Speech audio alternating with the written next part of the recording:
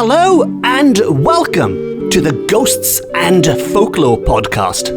I'm Mark Rees, and on each episode I investigate a different, weird and wonderful subject. And on this episode we are heading back to the realm of the fairy to take a look at the secret origins of those mischievous, nasty little creatures known as the elves.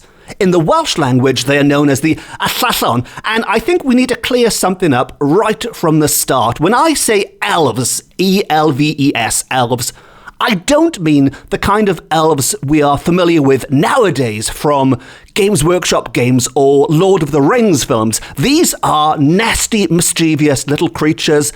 They are not tall, suave, elegant creatures who run around shooting bows and arrows and getting into arguments with dwarves and things.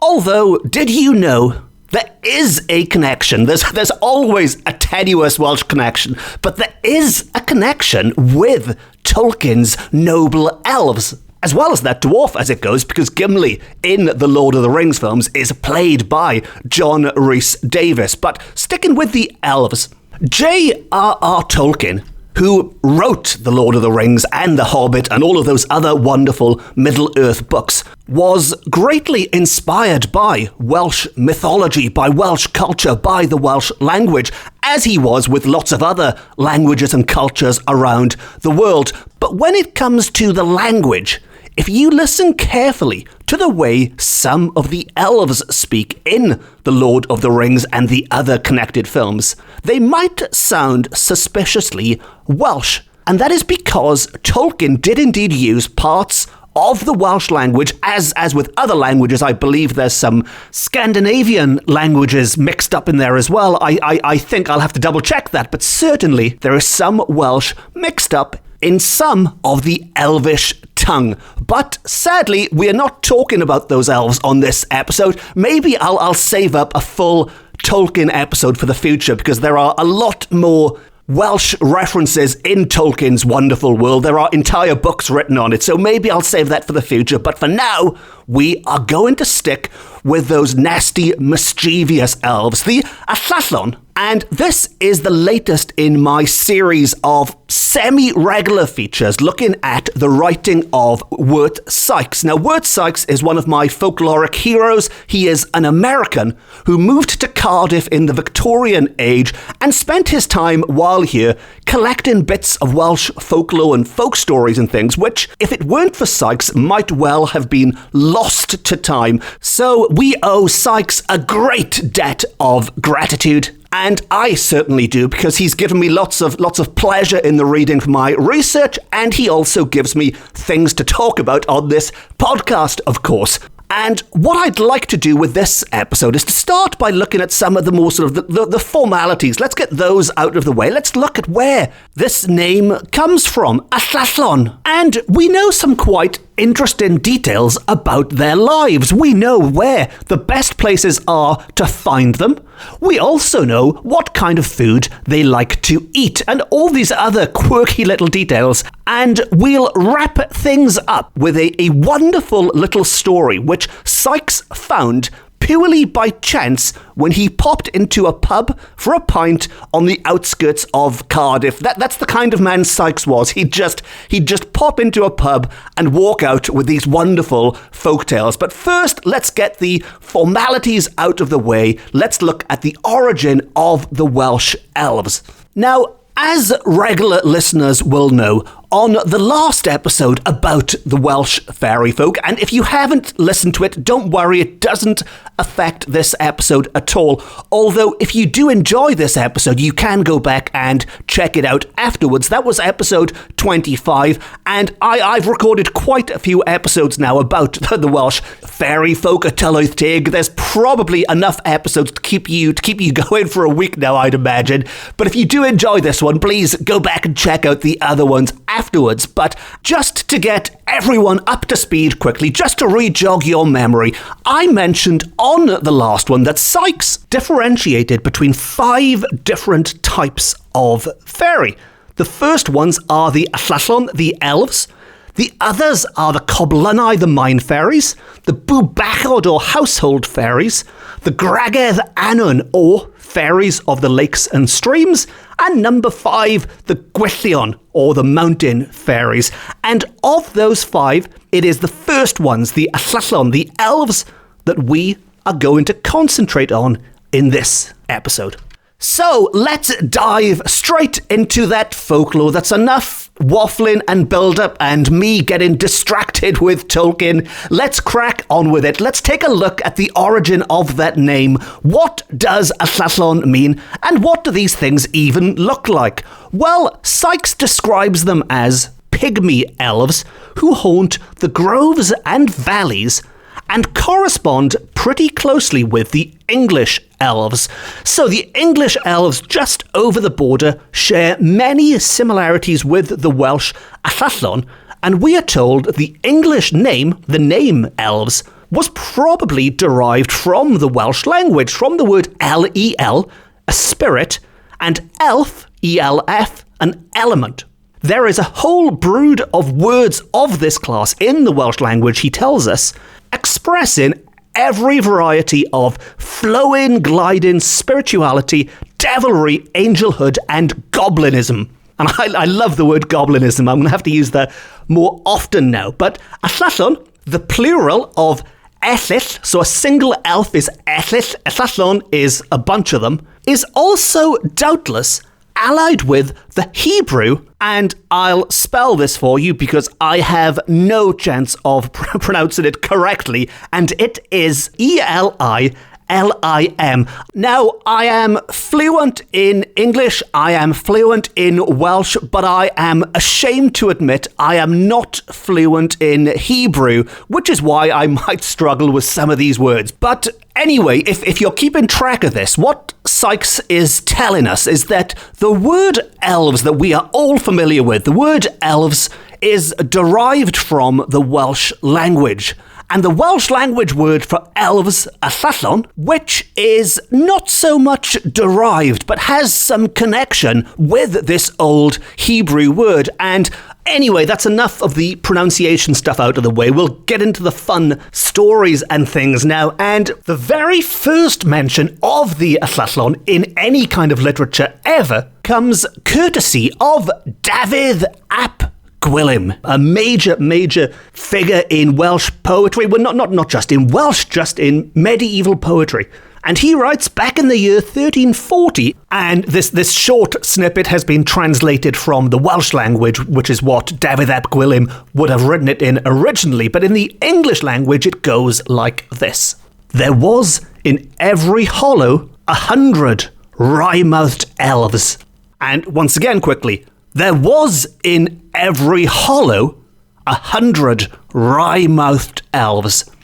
Now that's his account of trouble that he had with these mischievous creatures in the mist. And he does establish something here, which is a very distinctive part of the Ellyllon. And they are seen in hollows, sleepy or otherwise. They are lurking in hollows, in misty hollows outdoors. And that does separate them from, say, the other elves you might find in the caves or in homes and places. The Ellyllon, much like the Headless Horsemen, are haunting the hollows. Or to put it into Sykes's own words, Sykes tells us that the hollows, or little dingles, are still the places where the peasant, on their way home from the fair or the market or wherever they might have been, looks for these Ellyllon but fails to find them. I guess they're pretty good at hiding in these hollows, and we are also told what food they eat. There is fairy butter, a meaning twylwyth tig as it is in Welsh, and that is a butter-resembling substance found at great depths in the crevices of limestone rocks. Seems like a lot of hard work to get your butter, doesn't it? But you can find this fairy butter at great depths in crevices in limestone rocks. But it's not just butter, there is fairy food, bwyd a Llyllon or elf food, and I don't think it will surprise anyone when I tell you what their favourite food is. Take a wild guess. It is indeed the toadstool, which doesn't involve climbing into caves and going into crevices to find, but the toadstool, or poisonous mushrooms, which sounds like quite a meal, doesn't it? That fairy butter and that fairy food there. Now, along with their food and their butter, he also records what they wore as gloves, on their hands gloves, which is quite specific. He doesn't record what trousers they wear or what shoes they wear, but he does specify which gloves they wear, which in Welsh are menig a Llyllon, and in English they are the bells of the foxglove. So when you see the foxglove, which does come with a warning because the leaves are a strong sedative, but they are also the gloves of the Ellyllon. And another unique aspect about the Ellyllon, about the elves, which Sykes tells us, is that they have a queen, they have a reigning monarch.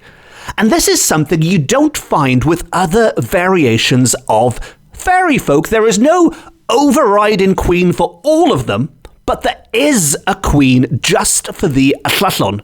And Sykes connects this queen of the Ellyllon, the queen of the elves, with William Shakespeare. And he tells us that when it comes to Welsh folklore, Shakespeare's use of Welsh folklore, it should be noted, was extensive and peculiarly faithful. So it's not just Tolkien who was inspired by these old tales of elves from days gone by in Wales. William Shakespeare was also inspired, and it just goes to show that some of the greatest English language, some of the greatest English writers were inspired by these tales. And what Sykes also tells us, which is quite strange, is that Shakespeare was actually quite loose. And that's Sykes's word, not mine. Don't get upset, any Shakespeareans. But Shakespeare was quite loose with his use of English folklore. By all accounts, he chopped and changed whatever he wanted to with English folklore. But when it came to Welsh folklore, he stayed quite true to these old fairy superstitions. So maybe the next time you are reading or watching or listening to a work by Shakespeare, maybe you can differentiate where these bits come from.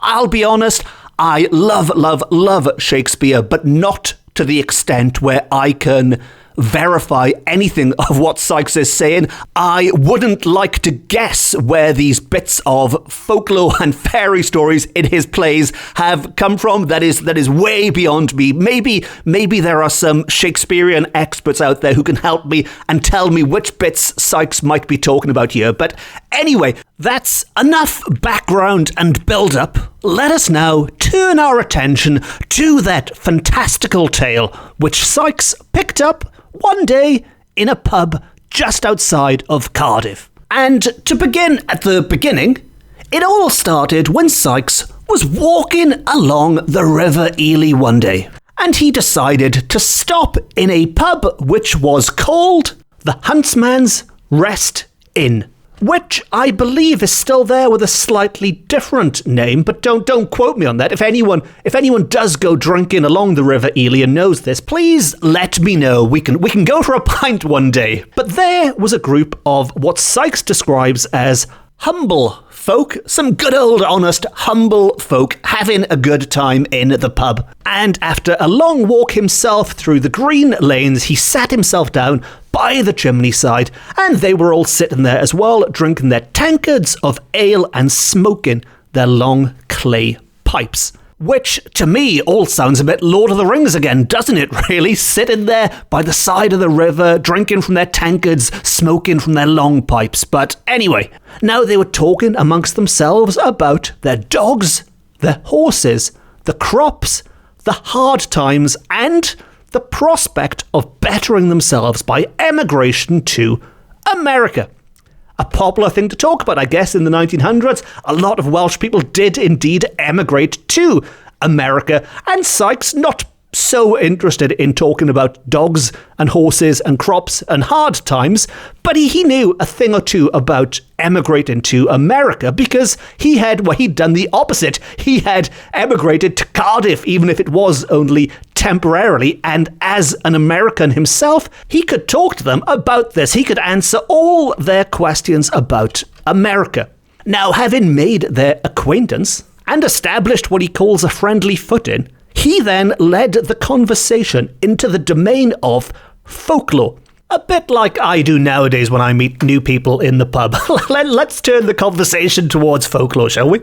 But anyway, back to Sykes, and he tells us that, as a result, his book is richer in illustration, in consequences, because he picked up many a tale that day, which he included in this mammoth work of folklore. And this is the first tale he recounts from that encounter, and it is a tale of the Ellyllon, as related to him by the humble folk. And this story concerns a farmer called Rowli Pugh, which is a wonderful name, Rowli, R-O-W-L-I, Pugh, Rowli Pugh, who lived on a certain farm in Glamorganshire, as the counties were then. And Rowli Pugh was famous. He was known far and wide for his evil luck, what we would probably call bad luck now, but anything he did would just go wrong. We are told that nothing prospered that he turned his hand to. His crops proved poor, though his neighbours might be good. His roof leaked in spite of all his mending. His walls remained damp when everyone else's walls were dry. And above all, his wife was so feeble she could do no work. Which to me sounds like bad luck for his wife rather than him, or bad luck for the two of them. But anyway, things were not going well for Rowli Pugh. But his fortunes, at last, seemed so hard that he resolved to sell out and clear out, no matter at what loss, and try to better himself in another country. Much like those humble folk who were talking to Sykes, Rowli Pugh at the end of his tether wanted to flee Wales, he wanted to flee Cymru, and to go to anywhere else to better his fortunes. So, as Rowli was sitting on his wall one day, hard by his cottage, musing over his sad lot, he was accosted by a little man who asked him what was the matter. Now, Rowli had no idea where this voice came from. He looked around, and before he could answer the Ellyll, I'm sure you knew where this was going. This is indeed an Ellyll, one of the Ellyllon. And that little creature, that little Ellyll, said to Rowli, There, hold your tongue. I know more about you than you ever dreamed of knowing. You're in trouble, and you're going away, but you may stay. Now I've spoken to you. So what this Ellyll is saying to Rowli is that, look, I know you're planning on running away, escaping your troubles, but you don't need to. Things are going to be good. Things are going to be better than good, as long as you listen to my instructions, which are: only bid your good wife leave the candle burning when she goes to bed, and say no more about it. Mysterious words there from the Ellyll. So don't run away. Don't try and escape your troubles that way. Just tell your wife to leave that candle burning, and all will be well. And with that, the Ellyll kicked up his heels and disappeared. Of course, the farmer did as he was bid, and from that day, he prospered. Can you believe it? Every night, Catty Jones, his wife, another wonderful name, Rowli and Catty, set the candle out, swept the hearth, and went to bed. And every night, the fairies would come and do her baking and brewing, her washing and mending, sometimes even furnishing their own tools and materials. The farmer was now always clean of linen and whole of garb. He had good bread and good beer. What more could you want in life than good bread and good beer? And he felt like a new man, and he worked like one as well. So he wasn't taking it easy. All these benefits had made him a better worker as well. Everything prospered with him now. as nothing had before. It was the total opposite. His crops were good. His barns were tidy. His cattle were sleek. His pigs the fattest in the parish. So things went on for 3 years. One night, Catty Jones took it into her head that she must have a peep at the fair family who did her work for her. And, curiosity conquering prudence, she arose while Roly-Poo lay snoring and peeped through the crack in the door. Now, I'm sure you can imagine this is not a good thing to do. Don't push your luck when everything is going so well. But there they were, a jolly company of Ellyllon, working away like mad and laughing and dancing as madly as they worked. Catty was so amused that, in spite of herself, yes, she's going to make things even worse, she fell to laughing too. And at sound of her voice, the Ellyllon scattered like mist before the wind, leaving the room empty.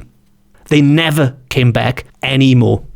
But on the plus side, the farmer was now prosperous, and his bad luck never returned to plague him. So I guess you could say, in a way, he just ended up being normal, really. He was having lots of bad luck, and then lots of good luck to balance it out, and then neither, just a normal, happy, we assume, life. And Sykes tells us that the resemblance of this tale to many he has encountered will at once be noted by the student of comparative folklore. And any hardcore folklorists listening to this might well think, yes, I've heard a similar story in Cornwall, in Germany, and wherever it might be. They will also observe that it trenches on the domain of another class of fairy, a fairy that we haven't touched upon yet, and that is the búbach, or household fairy, because of course they were in the farmer's house doing all the work for them, even though he met them initially outside where the Ellyllon dwell. Now, from Sykes' point of view, this is a slight problem because he has classified these 5 different types of fairies. 2 of them appear to cross over here, and while he calls them one, they could be the other. And for the purposes of this podcast, from our point of view, it doesn't really matter. But if, like Sykes, you do take these matters a little bit more seriously and you do like to get things correct, that might be a little detail that might drive you mad. In which case, maybe I should wrap things up about now and just leave you ponder whether or not there is a crossover between the Ellyllon and the búbachod, or the búbachod and the Ellyllon, and maybe we can discuss that further on the next Tylwyth Teg episode, when we look more closely at the búbachod instead. Now, as always, if you don't want to miss the next Tylwyth Teg episode, please consider hitting the subscribe button, and then you will never miss an episode ever. And if you have any comments to make on that, about the Ellyllon, about the búbachod, or just about life in general, I'm quite easy to track down. If you want to say hello, do a search for Mark Rees, put the word journalist or author in, and I will pop up on a search engine or on social media, and we can chat online. All of which just leaves me to say thank you very much for listening. Diolch yn fawr iawn am gwrando. I've been Mark Rees. This has been my Ghosts and Folklore podcast. It's the best, it's the beautiful, it's the only Ghosts and Folklore podcast beaming to you from Wales to the world. Keep an eye out for those Ellyllon the next time you walk past a sleepy hollow. And if there's any búbachod in your house making you wealthy beyond your wildest dreams, don't sneak downstairs to spy on them. Until next time, no star.